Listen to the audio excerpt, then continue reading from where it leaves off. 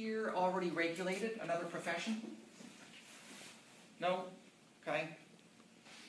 So it started a long time ago in North America with medicine, law, dentistry, nursing, and funny enough, chiropractic was one of the very early ones in. It was about the time of Confederation, so mid to late 1800s. And it was really a response to what was referred to at that point as charlatans and snake oil salesmen. Anybody who's a fan of Westerns, do you know what the origins of dentistry are? It was traveling barbers in the West, going back years and years ago, where they would cut people's hair and the person would complain about the teeth, so that the barber would actually take their teeth out. And from there, the ones that specialized more in taking teeth out as opposed to cutting hair approached government and said, you know, we really need to regulate this profession because we can't have these charlatans just pulling out teeth, even though not that far before that, what were they? Traveling barbers who took teeth out. Almost entirely in Canada and the US, it was small groups of professionals that went to the government and requested special recognition, including law, which of course, when you look back at government, was almost all lawyers. So, you know, lawyers would go and say, we think we need to be self-regulated, talking to their friends, and they would say, absolutely, here's some law to regulate. So what government did is it creates laws to protect the public, and I do put that in quotation marks. In the very early days, it was profession-specific. Later on, it became umbrella legislation. In Ontario, there was something called, well, there's been a number of royal commissions, and then the Schwartz Report on the health disciplines, which really moved Canada away from profession-specific legislation to that umbrella. There has been the Physicians Act, the Dentist Act, the Nursing Act. You can go through all of them. Some of them still have their own, including social work, because we operate under the Social Workers Act. But now in Ontario, Alberta, and BC, and some of the maritime provinces, they have what's called the Health Professions Act. And then it governs all of the health professions. Some include social work. Most often, social work is not included in the health professions. Then there's different types of regulation. Almost entirely in the States, it's direct government. So the regulator would be an employee of government, a state officer, and they would act directly under the governor's office or some kind of regulatory board that reported directly to the governor. Canada does not subscribe to that model. There's pure self-regulation. There's not many examples of that left anymore. Very few, actually. And if we look at the UK, they have just moved away from self-regulation into a pure government model, including for professions like law. So they deregulated law, said you no longer get to regulate yourself, and government will do it for you. The model most often used in Canada is self-regulation with public representation. That's what we have. We've got a board of 12, 8 elected social workers, and 4 that are appointed by the minister, so the Minister of Children and Family Development.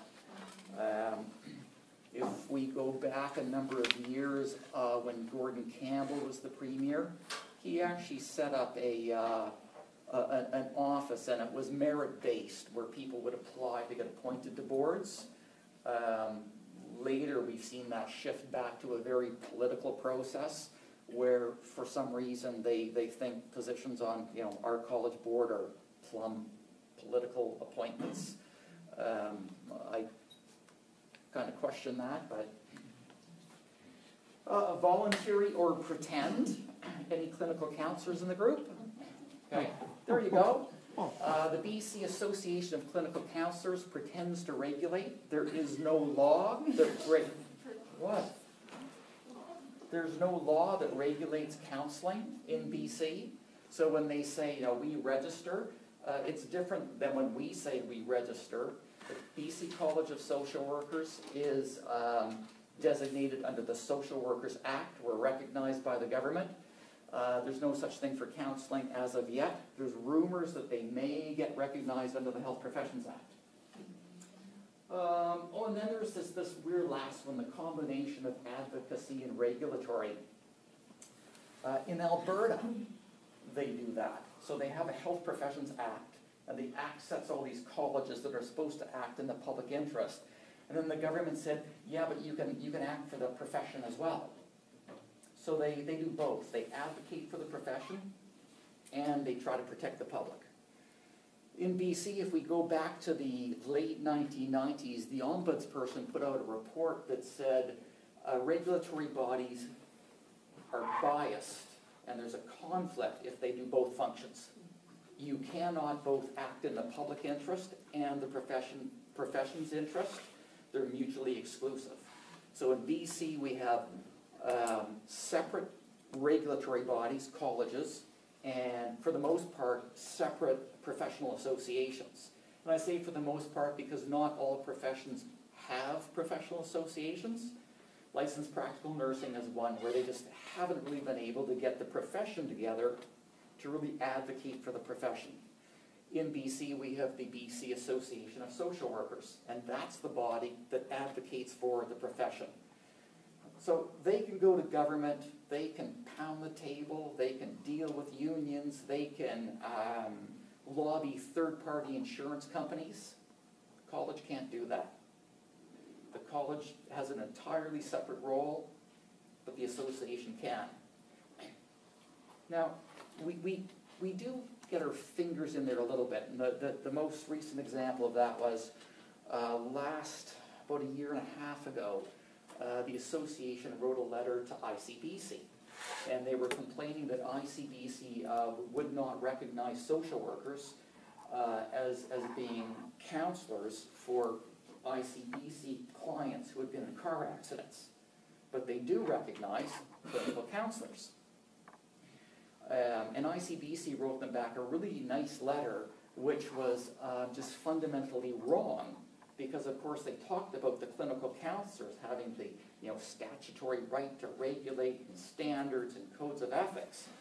So we actually, the college wrote them back and said, with all due respect, there's no law that governs clinical counselors, but there is for social workers. And just last month, we finally got ICBC to recognize that registered clinical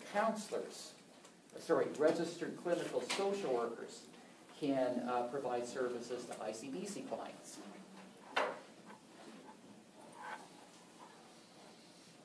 So all this stuff about professional regulation, for whose benefit is it? Early on it was recognized, and I'm talking sort of late 1800s, early 1900s, the biggest benefit was for the profession. It gave status recognition, and with both of those came income. Regulation is seen as a barrier to entry, and I was just at a fascinating lecture down in the States, an economist from California who suggested that we need to dismantle the entire regulatory system and give it over to corporations like Walmart, because Walmart will want to protect their reputation and therefore will protect the public. So they're saying that doctors shouldn't be regulated, there should be no regulation in healthcare, just give it to Walmart. And this very brave economist actually gave that lecture to a room full of regulators. And so the response was I think fairly typical. Nobody was really embracing what she had to say. And I have to admit I'm one of them. I see sort of Walmart as doing more things to harm society than help society, but we don't want to get too far off track here. Well, maybe we do, but some of this has changed a little bit. Not the status, because we still have lots and lots of groups that want to be recognized in law. They want to be self-regulated because it comes with recognition. The income part, I don't know about that. If anybody's sort of watched big movements in education and training and employment, There's been lots of noise by governments talking about the cost of education, the number of people graduating with degrees that don't have employable skills, and what government's going to do about that. And again, at this conference, I was talking to somebody from the UK, specifically about social work, and I think it was about 10 years ago that the UK government said, okay, enough, we're going to actually appoint an organization that is going to dictate curriculum to schools. And I don't know that it's worked, because 2 years ago there was a report that came out that was highly critical, I think, of social work, entry to practice social work, and again, education. So, 10 years down the road, and no easy answers on that one. For the public, the benefit is standards, minimum standards for public protection, things around registration. So when you go to see a physical therapist in British Columbia, every physical therapist has to be registered to practice. You will know that that physical therapist has at least a master's degree, although if we go back a few years, they did register on less than that. But that person meets standards for registration, and they will have done an exam. That they also have ongoing requirements around continuing professional development. The other thing we do, of course, is dispute resolution, mostly dealing with complaints. So from our perspective, it's Social Workers Act. The ministry responsible is MCFD. We started out in 1969 with something called the Board of Registration for Social Workers.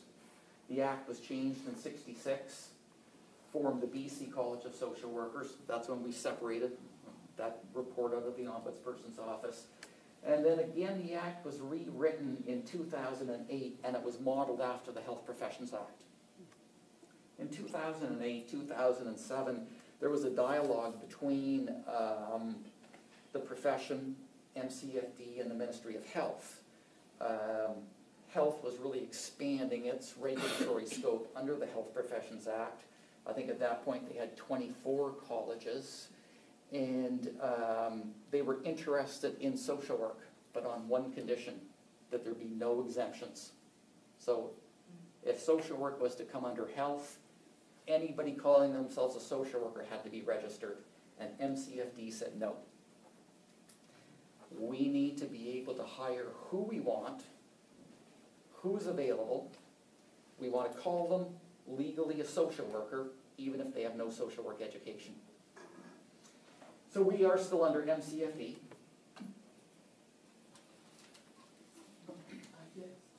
Question? No? How ridiculous. Yeah. I'm not critical of government, because I can't be. I'm just telling you how it is. You can reach your own conclusions. So under Section 3 of the Social Workers Act, this is the duty of the college. And it's actually really clear. There's nothing in there about advocacy or who we act for. It's to serve and protect the public, to act in the public interest. We are what's called a quasi-governmental agency. We do make decisions, administrative decisions, under the rules of administrative law. And one of the objects, we'll get to it, is we have to be fair, unbiased, and transparent. We've talked about this. We do follow a policy governance model. So with the exception of some appeals, the board does not get involved with the day-to-day business. That's staff. That's me, 2 professional practice consultants, social workers, and then there's 2 other admin staff that run the office. I'll apologize for the slide, but here's the objects. I've always wondered about A. What is to superintend? And is that supposed to be objectives or Nope, objects? nope, objects. That's interesting. The duty and objects, yes, yeah. Yeah, to superintend the practice of social work. And these parallel, again, very closely the Health Professions Act. To establish qualifications. We're going to get to that one when we talk about the exam more. Processes that are transparent, objective, impartial, and fair, to monitor, receive, and investigate complaints.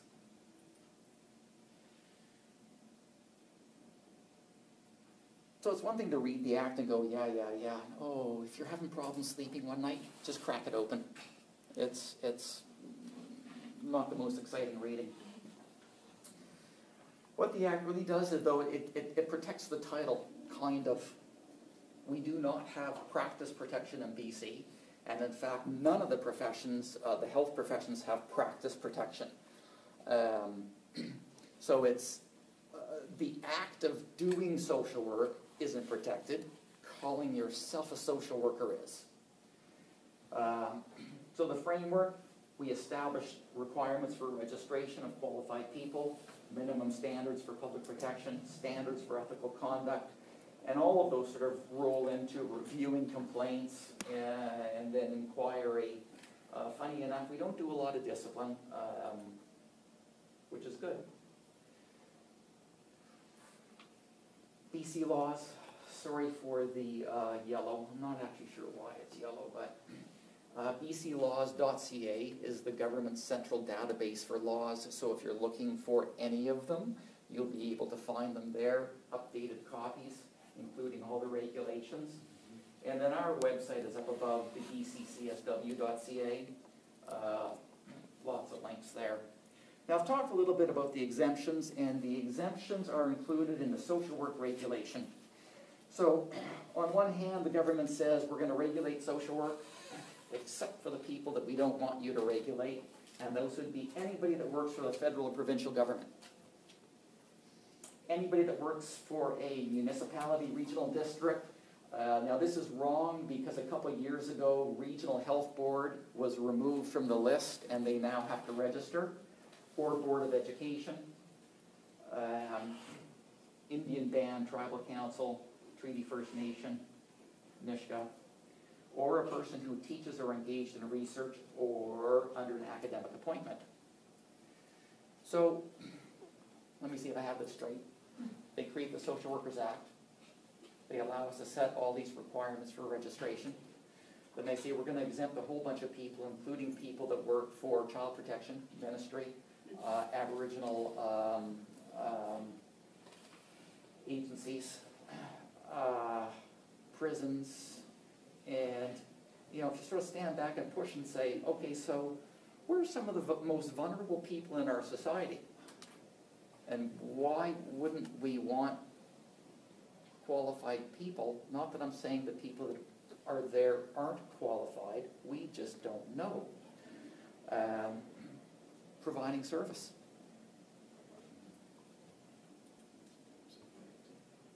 So to register, or so if you want to call yourself a registered social worker, you have to register. Full stop, end of story.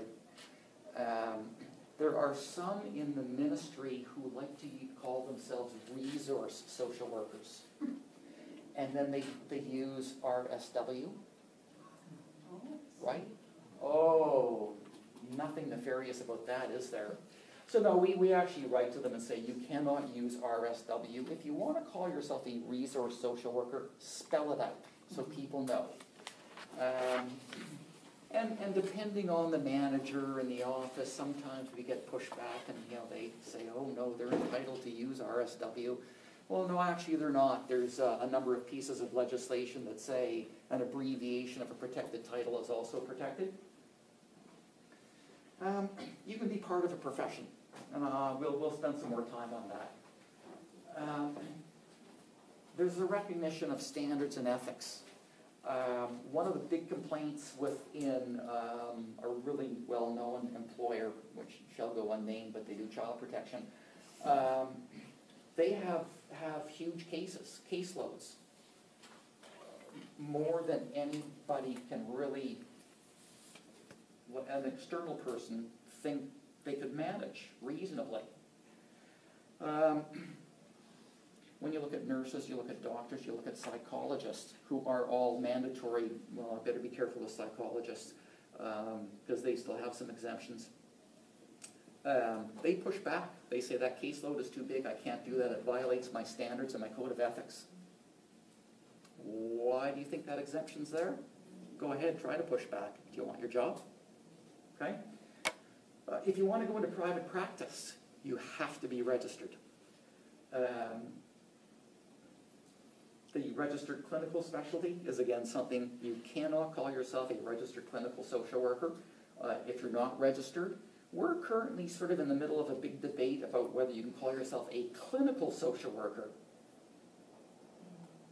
legally, because of what's actually in the Act and the definitions around registered clinical social work.